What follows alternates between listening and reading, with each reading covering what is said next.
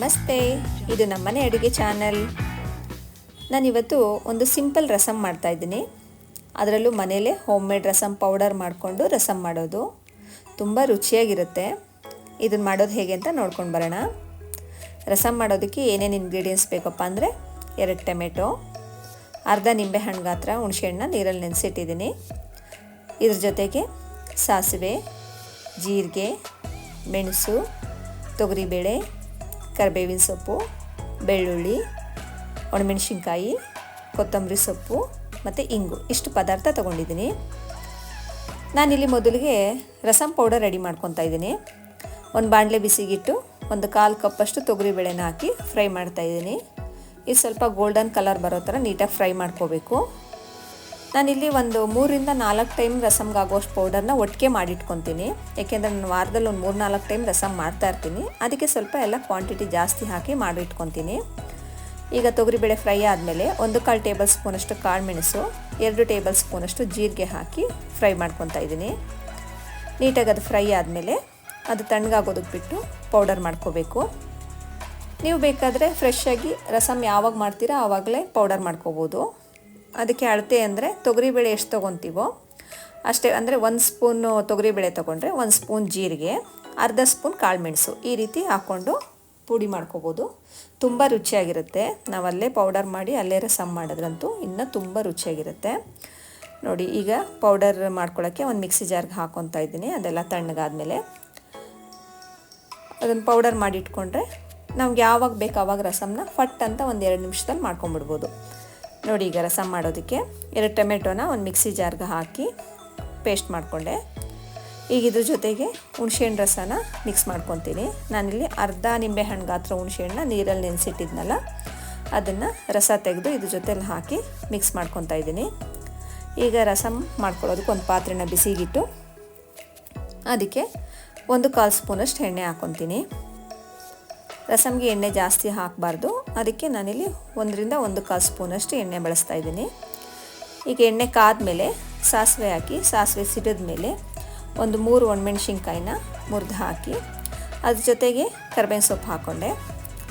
ಈಗ ಒಂದು 10 ಇಲ್ಕ್ ಬೆಳ್ಳುಳ್ಳಿನ ನೀಟಾಗಿ ಜಜ್ಜಿ ಒಗ್ಗರಣೆಗೆ ಹಾಕ್ಕೋಬೇಕು. ಅದನ್ನು ನೀಟಾಗಿ ಫ್ರೈ ಮಾಡಬೇಕು.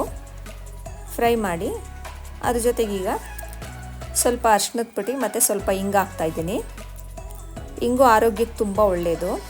ಅದು ಡೈಜೆಷನ್ ಚೆನ್ನಾಗಿ ಮಾಡುತ್ತೆ ಮತ್ತು ಗ್ಯಾಸ್ಟ್ರಿಕ್ ಪ್ರಾಬ್ಲಮ್ನ ಕಂಟ್ರೋಲ್ ಮಾಡುತ್ತೆ. ರಸಮ್ಗೆ ಒಳ್ಳೆ ಫ್ಲೇವರು ಕೊಡುತ್ತೆ. ಅದಕ್ಕೆ ಹಿಂಗೆ ಹಾಕಿದ್ರೆ ಚೆನ್ನಾಗಿರುತ್ತೆ.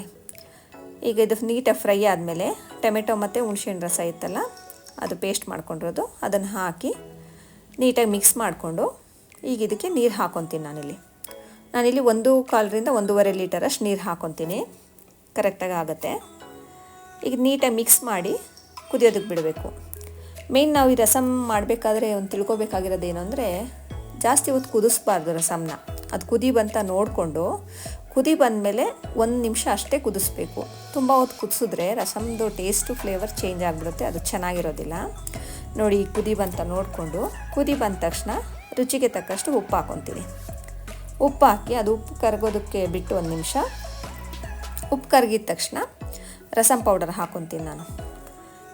ಈ ರಸಮ್ಮು ಎಲ್ತಿಗೆ ಎಷ್ಟು ಒಳ್ಳೆಯದು ಅಂದರೆ, ಅದರಲ್ಲೂ ಈಗ ನಾವೇನಾದರೂ ನಾನ್ ವೆಜ್ ತಿಂದಾಗ ಇಲ್ಲ ಹಬ್ಬಗಳಲ್ಲಿ ವಿಶೇಷ ಊಟಗಳೆಲ್ಲ ಮಾಡಿದಾಗಂತೂ ಊಟ ಹೆವಿ ಅನಿಸುತ್ತಲ್ವಾ, ಅಂಥ ಟೈಮಲ್ಲಿ ಇದೊಂದು ಗ್ಲಾಸ್ ರಸಮ್ ಕುಡಿದ್ಬಿಟ್ರೆ ಅಷ್ಟು ಬೇಗ ಡೈಜೆಷನ್ ಚೆನ್ನಾಗಾಗುತ್ತೆ, ಒಂಥರ ಲೈಟ್ ಫೀಲ್ ಕೊಡುತ್ತೆ.